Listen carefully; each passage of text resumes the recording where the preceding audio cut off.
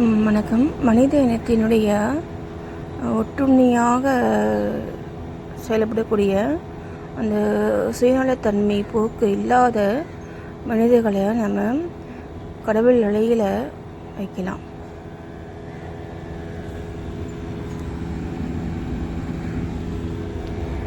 சரிங்களா? நான் இப்போ சொன்னதை திரும்ப நீங்கள் கேட்டிங்கன்னா உங்களுக்கு இதுக்கான நம்முடைய முன்னேற்றத்துக்கான வழி என்ன, ஆன்ம விடுதலைக்கான வழி என்ன போன்ற பல விஷயங்கள் இதில் இருக்குது.